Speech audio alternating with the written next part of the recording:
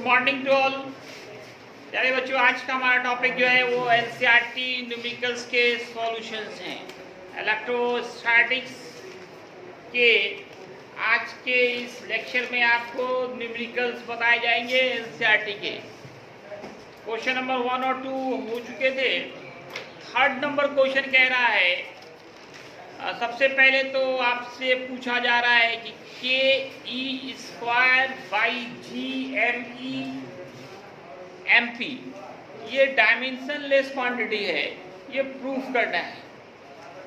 के e square total पे by है, फिर कैपिटल जी, आप लोगों के पास बुक है, क्वेश्चन देख सकते हैं। G m e m p दिखलाना है। ये पूरा का पूरा जो है इसका कोई डायमेंशन नहीं होता, एक डायमेंशन लेस क्वांटिटी है। तो आप इसका डायमेंशन निकालिए और देखिए क्या डायमेंशन आ रहा है। डायमेंशन चाहिए आपको, dimension of k e square by G m e m p, इसका डायमेंशन निकालना है। दोस्तों इलेक्ट्रोस्टैटिक फोर्स का फॉर्मूला आपको याद होगा, के Q1 Q2 by r square होता है। अगर एक इलेक्ट्रॉन हो और एक प्रोटॉन हो, दोनों पे चार्ज सेम होते हैं, बीच की दूरी r हो, तो ये फॉर्मूला हो गया के e square by r square. ये फॉर्मूला हो गया इलेक्ट्रोस्टैटिक फोर्स का।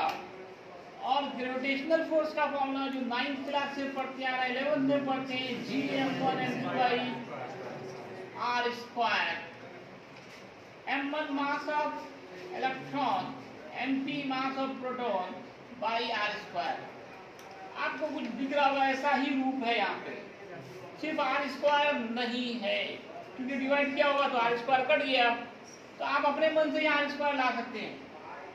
इसमें भी आर स्क्वायर से डिवाइड कीजिए और इसमें भी आर स्क्वायर से डिवाइड कीजिए। तो अब आप इसको ऊपर वाले को लिखेंगे एफ ई इलेक्ट्रोस्टैटिक फोर्स, और नीचे वाले को ग्रेविटेशनल फोर्स एफ जी लिखेंगे। ये मैंने आपको समझाने के लिए किया।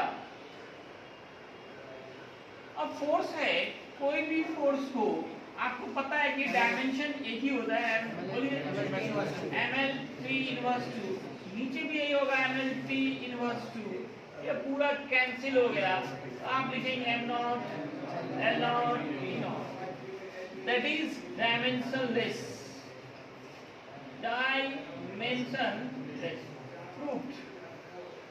यही प्रूव करना था कि ये डायमेंशनलेस क्वांटिटी है। फिर कह रहा है कि रेशियो निकालिए। What is the ratio? ये जो मान है कि a square by G m e by m p, ये मैंने क्लास में आपको कराया था। क्या रेशियो आया था? जनता क्या है? 10 की पावर 39 बाई 1। तो आपको ऑलरेडी क्लास में रेशियो निकाला जा चुका है, इलेक्ट्रॉन और प्रोटॉन के बीच लगने वाला इलेक्ट्रोस्टैटिक फोर्स और ग्रेविटेशनल फोर्स का रेशियो। उम्मीद है आप लोग बना भी चुके होंगे। एक आंसर तो ये हो जाएगा। और साथ में ये भी पूछ रहा है, ये इलेक्ट्रोस्टैटिक फोर्स है, ये ग्रेविटेशनल फोर्स है, ये रेशियो इतना आएगा, पूरा मान बताएंगे, सॉल्व करेंगे। इसमें लगभग काटना मैंने सिखाया था।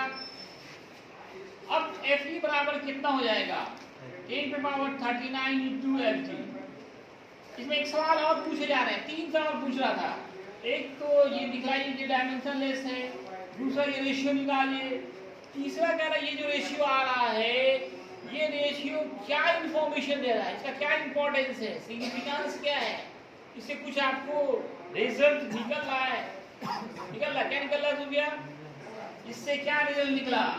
इलेक्ट्रोस्टैटिक फोर्स जो है 10 की पावर 39 गुना बड़ा होता है। इलेक्ट्रोस्टैटिक फोर्स ग्रेविटेशनल फोर्स से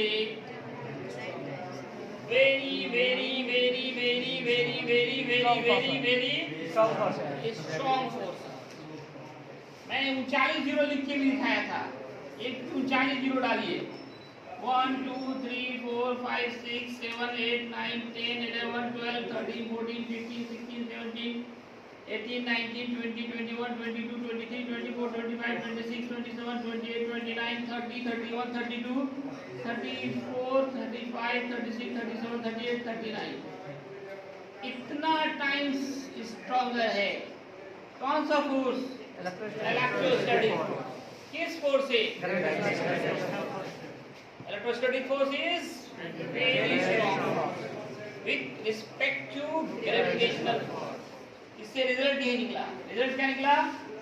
electrostatic force is electrostatic force is very very very 3 बार लिख दीजिए कम से कम।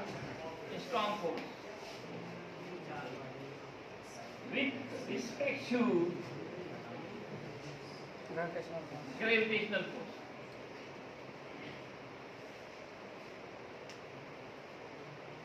One 1.4 नंबर क्वेश्चन पर आ जाए। Explain the meaning of statement electric charge of the body is quantized. ये भी एक बहुत इंपॉर्टेंट शॉर्ट क्वेश्चन करके आपको लिखाया गया है। Principle of quantization of charge, इसमें आपको क्लास में पढ़ाई हो चुकी है। इसमें principle of quantization of charge आप लिखिए।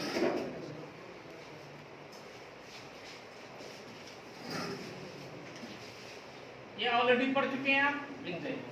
इसमें एक और सवाल और भी है। Why can one ignore quantization of electric charge when dealing with macroscopic, that is large scale charge?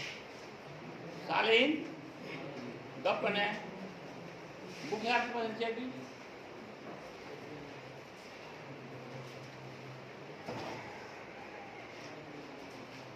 Book light सालेन ये दिशा क्या है? आई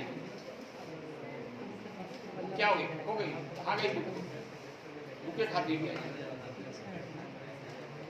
तो इसका दूसरा पार्ट पूछा जा रहा है कि अगर मैक्रोस्कोपिक चार्ज है, माइक्रो और मैक्रो में बहुत का अंतर होता है। माइक्रो होगा तो बहुत छोटा, और मैक्रो MSC लग गया बहुत बड़ा चार्ज। तो कहा कि अगर बहुत बड़ा चार्ज हो तो ऐसे कंडीशंस में हम क्वांटाइजेशन ऑफ चार्ज को इग्नोर कर सकते हैं। कैसे? इसका रीजन यही देंगे कि अगर चार्ज बहुत बड़ा होगा उसमें नंबर ऑफ इलेक्ट्रॉन्स जो होंगे मिलियन मिलियन बिलियन बिलियन होंगे, है ना। अब देखो एक आदमी के पास करोड़ों रुपया हो और वो तो वो 10 पैसा 20 पैसा तो नहीं गिनता है, गिनता है। इसीलिए कहेंगे कि बड़े जो चार्ज होंगे, मैक्रोस्कोपिक चार्ज जो होगा, चार्ज डेवलप करेगा। मैक्रोस्कोपिक चार्ज जो होगा उसके अंदर इलेक्ट्रॉन्स की संख्या बहुत ज़्यादा, मिलियन बहुत ज़्यादा होती है। इसलिए हम लोग ऐसे कंडीशंस में क्वांटाइजेशन ऑफ चार्ज को इग्नोर कर सकते हैं। इसका यही कहते हैं। In case of macroscopic charge, number of electrons are very very large. So in this case quantization of charges can ignore किया जा सकता है। अगला क्वेश्चन पढ़िए। When a glass rod is rubbed with a silver cloth, question कह रहा है कि एक कांच के छड़ को रेशम के कपड़े पे सिल्क क्लॉथ पे रगड़ा जाता है। आपने पढ़ा है चार्ज डेवलप होता है किस पे? कौन सा भूल गए? याद है किस पे? कौन सा? पॉजिटिव और रेशम के कपड़ा पे नेगेटिव। Very good. किस पे कौन सा था? कांच के छड़ पे, ग्लास रड पे पॉजिटिव और सिल्क क्लॉथ पे नेगेटिव चार्ज डेवलप होते हैं। तो क्या यहाँ पे इस तरह का बहुत सारा इसमें एग्जांपल दिखाया गया था। एम्बर रड था, एम्बर रड को किस पे रगड़े थे? फर ऑफ कैट पे। प्लास्टिक की कंघी को बाल में रगड़े थे। इन सारे कंडीशंस में चार्जेस डेवलप हो रहे हैं। तो सवाल पूछ रहा है क्या यहाँ पे law of conservation of charge लागू हो रहा है या फेल हो रहा है, ये बताना है। लागू हो रहा है। लागू हो रहा है। जितना ये मैंने क्लास में लिखाया है आपको Yes, sir. कि हर ऑब्जेक्ट में चार्ज होता ही है, रग रहे ना रग रहे, हर ऑब्जेक्ट में चार्ज होता ही है। होता क्या कि जितना प्लस उतना माइनस नेट जीरो, और रगड़ने के बाद भी क्या होता है, सिर्फ चार्ज ट्रांसफर होता है, डेवलप नहीं होते, ये प्रोड्यूस नहीं होते, सिर्फ वो एक से दूसरे में ट्रांसफर हो सकता है। और ट्रांसफर से जो चार्ज डेवलप होते हैं वो भी इक्वल एंड अनलाइक, जितना एक पे माइनस होगा दूसरे पर उतना ही प्लस होगा, जिससे नेट चार्ज फिर जीरो हो जाएगा। तो पहले भी जीरो, बाद में भी जीरो, सिर्फ क्या किए, ट्रांसफर किए। ये ऑलरेडी आपको मैंने चार्जेस बाई रबिंग में लिखा चुका है। Before rubbing it, you after rubbing. तो ये भी क्लास में हो चुका है, होमवर्क है, आप इसको देखिए जाके कॉपी से, जल्दी इतना लिखिए, हम लोगों के आगे करते हैं, जल्दी से नोट करें विराम। देखिए ध्यान दें, attention, look on the board, next question, question number 1.6, page number कितना है जी, कितना है 46। एक स्क्वायर है, साइड भी दिया गया, स्क्वायर का क्या 10 सेंटीमीटर। इसके चारों वर्टेक्स पे चार्ज हैं, ए पे देख सकते हैं +2, बी पे -5, सी पे +2 और डी पे -5। सेंटर पे 1 माइक्रोकूलम चार्ज है। आपको कैलकुलेट करना net force on 1 microcoulomb charge. ये जो सेंटर पे 1 माइक्रोकूलम चार्ज है, इस पे नेट कितना फोर्स लग रहा है, तो देखो ये प्लस, ये भी प्लस, तो रिपल्शन, इसको मान लिया जाए F1, ये माइनस, ये प्लस, अट्रैक्शन मान लिया जाए F2, ये प्लस, रिपल्शन मान लिया जाए F3, ये देख सकते हैं माइनस, ये प्लस, अट्रैक्शन मान लीजिए F4। छपाई करो, कौन है पीछे छापा, देखो मत, समझो मत। अब आप यहाँ पे देखिए F1 F3 दोनों चार्ज बराबर हैं, और आप जानते हो सेंटर से सभी दूरियां बराबर होती है, चार्ज इक्वल, डिस्टेंस इक्वल, तो फोर्स क्या होगा, इक्वल होगा। F1 F3 दोनों के मान बराबर होंगे। Here F1 equal F3, but direction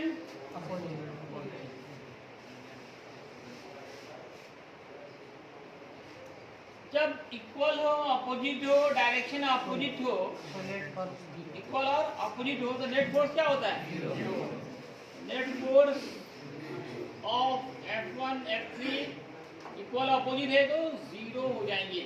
again फिर देखिए F2 equal F4, but direction opposite,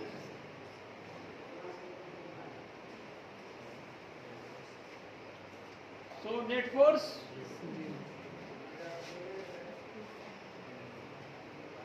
of किसका F2 F4,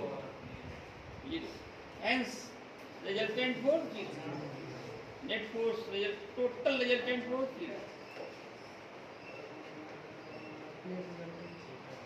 नेट रिजल्टेंट कहिए, टोटल रिजल्टेंट कहिए, जो कहिए वो जीरो हो गया। इक्वल अपोजिट एक दूसरे को कैंसिल, इसलिए जीरो। 7 नंबर बोलिए। ठीक है, सवाल क्या पूछा है कि इलेक्ट्रिक फील्ड लाइंस पढ़ा है आपने, ये कहा गया हमेशा कंटिन्यूअस होता है, इसमें सडन ब्रेक नहीं हो सकता है। क्यों नहीं हो सकता सडन ब्रेक, ये ना सवाल है, ये तो पूरा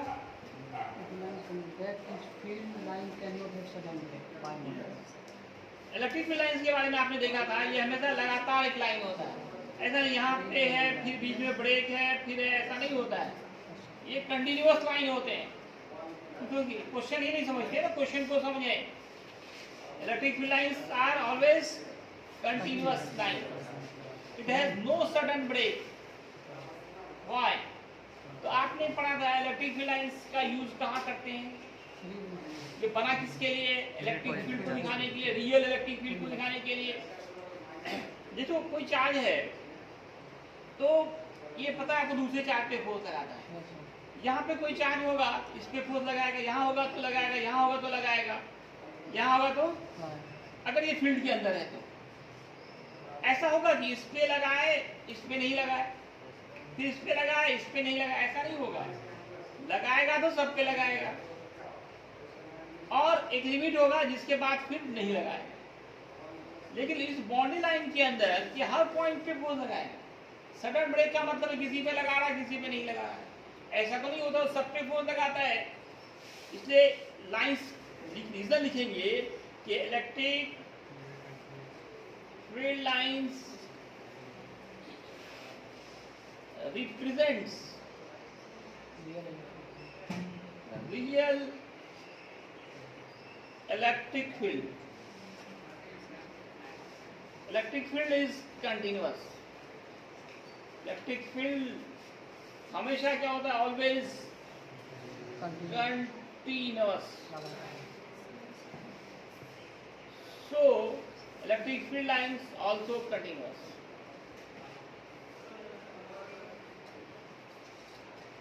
Also continuous. It has no sudden break.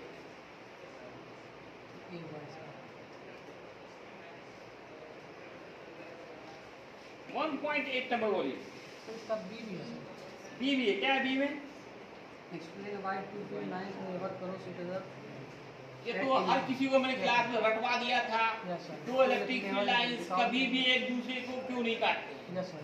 ये क्वेश्चन तो क्या तक मैंने किया, तो बोर्ड मॉडल क्वेश्चन आएगा आएगा, क्यों नहीं काटते? काटने से मैंने क्या दिखाया था? एक ही पॉइंट पर अगर दोनों कट कर जाता है तो एक ही पॉइंट पे इलेक्ट्रिक फील्ड इंटेंसिटी का दो डायरेक्शन हो जाता है, जबकि इलेक्ट्रिक फील्ड इंटेंसिटी वेक्टर इसका एक ही डायरेक्शन होना चाहिए। कॉपी जाके नोटबुक पढ़िए।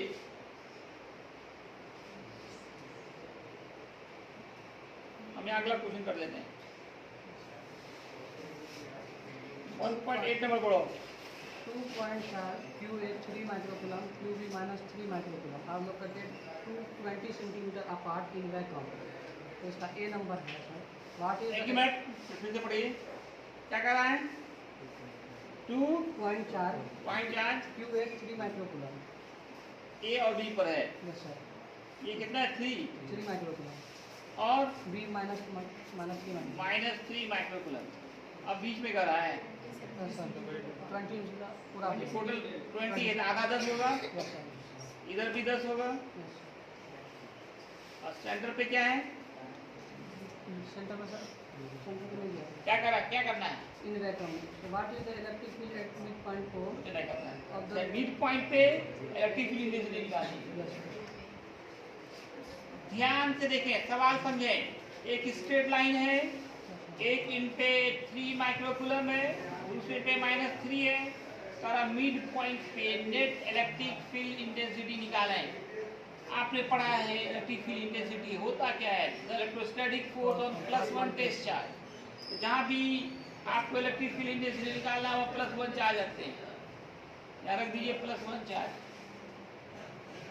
क्या रखिए? ये प्लस, ये प्लस रिपल्शन, ये माइनस, ये प्लस एट्रैक्शन। एक को मानिए E1, दूसरे को मानिए E2। दोनों का डायरेक्शन सेम। जब डायरेक्शन सेम हो तो नेट इंटेंसिटी कैसे निकालते हैं? दोनों को जोड़ते हैं। नेट ई नेट कहिए, ई नेट सेम डायरेक्शन है, दोनों को जोड़ दीजिए। E1 plus E2। फॉर्मूला ई का तो याद है ना आपको? 1/Q/, दोनों में तो एक ही डिस्टेंस है, चार्ज भी सेम ही है दोनों। एक ही चीज दो बार आ रहा, दो से गुना कर दीजिए।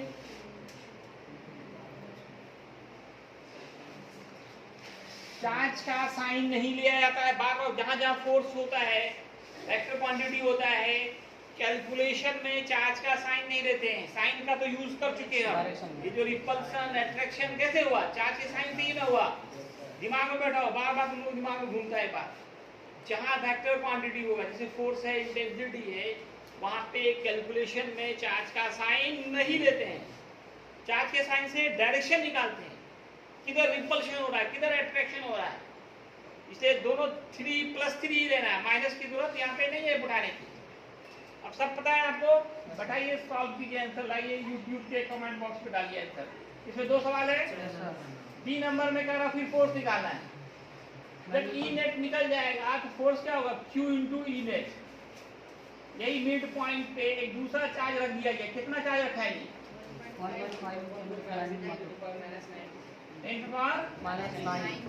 इसमें नेट फोर्स कितना लग रहा है वो निकालना है आपको। 1.9 नंबर बोलिए। System has two charges. 2 charges, Yes, sir. 2.5 into 10 to the power minus 7 coulomb. कितना बोलो, 2.5। 5 into 10 to the power minus 7 and 2.5 into 10 to the power minus 7. ठीक है, डायपोल इलेक्ट्रिक अब बोलो इसका हम दिया और कुछ। Yes, sir. What are the total charges and electric dipole moment of the system? फिर से पढ़ो एक बार, फिर से पढ़ो एक बार। A system has two charges, 2.5 into 10 to the power minus 7 coulomb and minus 2.5 into 10 to the power 7 minus 7 coulomb. Located at point A 0 0 minus 15 centimeter and B 0 0 plus 15 centimeter respectively. What are the total charges and electric dipole moment of the system?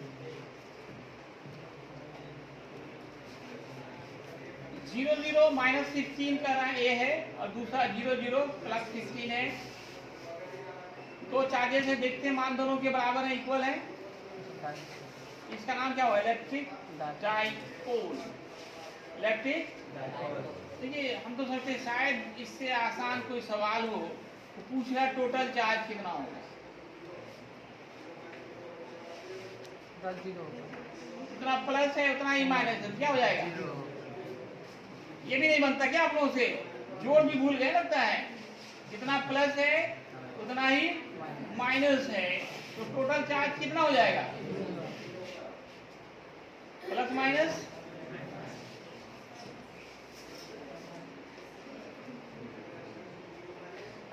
Zero coulomb total charge. एक answer हो गए। 3 number electric dipole moment, क्या formula पढ़े हो P का, Q into 12। Q तो का सिर्फ मान रखना है, 2.5। 12 मतलब पूरी दूरी, यहाँ से यहाँ तक की दूरी कितना हो जाएगा, 30 हाँ ये 15 है, इधर भी 15 है। माइनस 15 तो दिखा रहा है लेफ्ट राइट, इसको ऐसे निकालते हैं 15 माइनस माइनस 15। संख्या रेखा पे लेंथ निकालने के लिए बचपन में बहुत कहा जाता है, संख्या रेखा हो गया एक तरह से। एक स्ट्रेट लाइन में इसका दूरी निकालना है तो क्या करते हैं आप, जो यहाँ का कोऑर्डिनेट है इसको माइनस करेंगे, जो जहाँ से निकालना है दूरी आपको, ये सेंटीमीटर है, मीटर में बदलना पड़ेगा। 2.5 माइनस माइनस प्लस 30 इंटू 10 के पावर माइनस 2, 25 किया 75 माइनस 9 कूलम मीटर। सी बड़ा एम छोटा, बहुत मुश्किल सवाल था। 10 नंबर बोलो। Electric dipole moment 4 into 10 to the minus 9 coulomb meter 4 into 10 to the power minus 9 coulomb meter ठीक है, is aligned at 30 degree with the direction of uniform electric field of magnitude 5 into 10 to the power 4 Newton coulomb inverse. Calculate the magnitude of torque acting on the dipole. शायद इससे भी आसान कोई question नहीं हो। P भी दिया हुआ, ई भी दिया हुआ, थीटा भी दिया है, टॉर्क निकालिए। क्या फॉर्मूला पढ़ा है, पी Sin theta. ई साइन थीटा। सारे मान दिए गए, कैलकुलेशन कीजिए। नेक्स्ट बोलिए, ये 2 क्वेश्चन है क्या, No sir. नेक्स्ट बोलिए। A polythene तीसरा digit tool is found have negative charge 3 into 10 to the minus 7 एक सेकंड coulomb. मिटा लीजिए।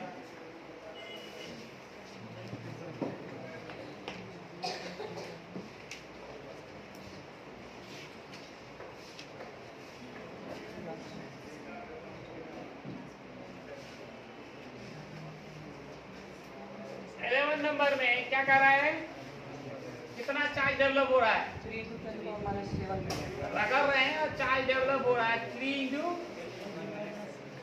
Minus 7 negative charge. पढ़िए फिर से। नेगेटिव चार्ज है -7 कूलम। नेगेटिव चार्ज बोलते हैं हाँ, कभी बोलते हैं ना, पूरा क्वेश्चन पढ़िए। A polythene piece rubbed with wool is found to have negative charge. हाँ। Yes, sir. तो मतलब चार्ज दिया हुआ है, नंबर ऑफ इलेक्ट्रॉन निकालना है। सबसे पहला न्यूमेरिकल आपने इसी पे किया था, Q बराबर एन ई, Q बराबर एन ई, एन निकालना है। अगर ये माइनस है तो मैंने कहा था माइनस लगाइए, प्लस है तो प्लस लगाइए, फॉर्मूला प्लस माइनस है नहीं था, एन निकाल, माइनस माइनस कैंसिल कीजिए। 3 into 10 to the power minus 7 by E, 3 into 10 to the power minus 7 E का मान 1.6.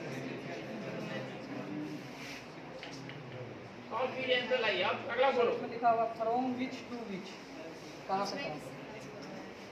किससे किस में जाएगा? ये माइनस है, इसका मतलब क्या? पॉलिथीन में आया है। पॉलीथीन मार किससे लग रहे, किससे थे? वूल से। किसे? ऊल से। इलेक्ट्रॉन ऊल से निकल के किस में आया? पॉलिथीन में आया। किसी पे माइनस का मतलब क्या है? इलेक्ट्रॉन उस पे गया है, एक पे माइनस तो दूसरे पे प्लस। नेक्स्ट बोलो। Is there a transfer of mass from wool to polythene? Yes. एक सवाल मैं बार बार बोलता हूँ, क्या इलेक्ट्रॉन के ट्रांसफर से मास भी ट्रांसफर होता है? Yes. मास भी ट्रांसफर होता है। Yes sir, very good. क्योंकि कहीं भी कोई आएगा तो मास अपना लेके जाएगा। इस तरह का एक क्वेश्चन टेस्ट में भी था आपका। Yes, mass also transfer. Yes, mass also transferred due to transfer of electron. Next बोलिए। वो तो टाइम नहीं आज तक, Two insulated जब तक न्यूमेरिकल कोई टाइम नहीं वाले। Two insulated charge. केमिस्ट्री अपने से पढ़ सकते हो। बोलो, नेक्स्ट बोलो। Two insulated charge copper is placed and their center separated by distance 50 cm. What is the inverse cause of electrostatic repulsion charge? अरे भाई, चार्ज कितना कितना है बोलो। Sir, distance 50 centimeter. हाँ, Charge है 6.5 न्यूटन पर -7 सेंटीमीटर को मीटर में बदलना पड़ेगा। Yes, sir. चार्ज कितना है? 5 into 6.5 न्यूटन पर -7 किलो. 6.5 इंटू -7. Q1, Q2 कितना ही है? इच हैज इक्वल चार्ज ना लिखा हुआ है। बोले सर क्या? दोनों पे इक्वल चार्ज है ना? इस चार्ज है सर. इच प्रत्येक चार्ज का मान सेम है। फोर्स निकालना, इससे आसान कोई सवाल होगा क्या? 1/।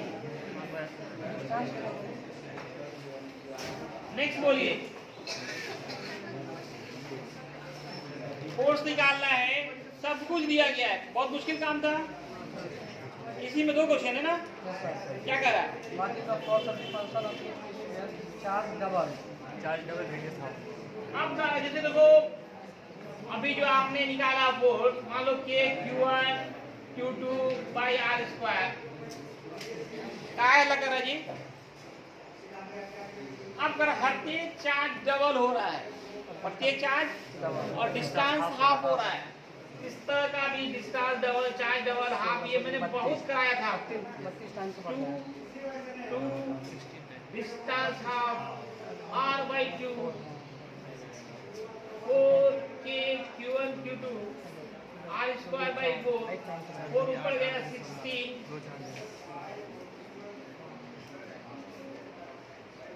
इसको मान लीजिए फर्स्ट, इसको सेकेंड, दोनों को मिलाइए। From first and second F2 बराबर 16 F1। F1 यहाँ निकालिए, ये जो निकलेगा F1 है, गुणा कर दीजिए। F1 का मान यहाँ से निकालना है और उसको यहाँ पुट कर देना है। 13 नंबर बोलिए। Suppose the sphere A and B exercise 1.2 hours. बोलिए। अब 3 स्क्वायर है, A, B और C। यही करा ना? क्या है ना? तीसरा पे 0 चार्ज है, दोनों पे C चार्ज। तीसरे पे चार्ज नहीं है, ये 0 है इस पे चार्ज। सब लेकिन सिमिलर है, all are similar, all are charge होता है। न्यूट्रल है, क्या न्यूट्रल है? 6.5 इंटू 10⁻⁻⁷। अब इसमें क्या है कि टोटल चार्ज 0 है, नेट चार्ज 0। अब कह रहा है ए को सी से टच कराया, सुनो ध्यान से, टफ है थोड़ा सा, अभी तक मैं थोड़ा सा दिमाग इसी में है। ए को सी में टच कराया, फिर बी को सी से टच कराया, फिर दोनों को कुछ दूरी पे रख दिया। तो बताइए कि अब कितना फोर्स लगेगा, कितना फोर्स? तो जब इस दोनों को टच कराएंगे, आफ्टर टचिंग, कनेक्टिंग या टचिंग लिखा है, क्या कनेक्टिंग लिखा है, connecting A and C, charges on A equal charges on C. A पे चार्ज कितना है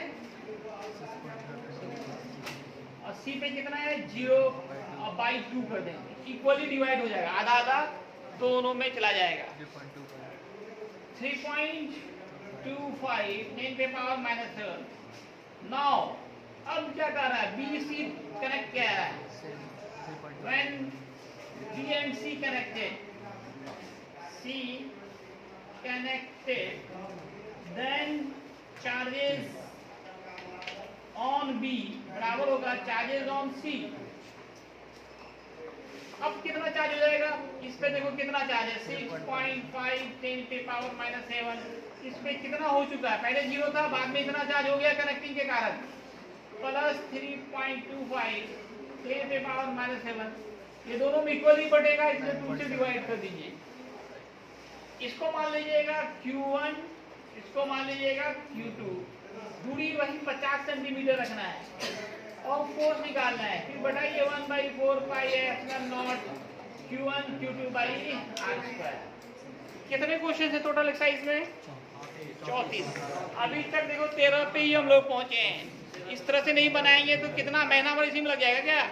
तो बनाना तो पड़ेगा, टाइम देना पड़ेगा आपको, ठीक है ना, पूरा बना के भी आए। आज इतना ही है।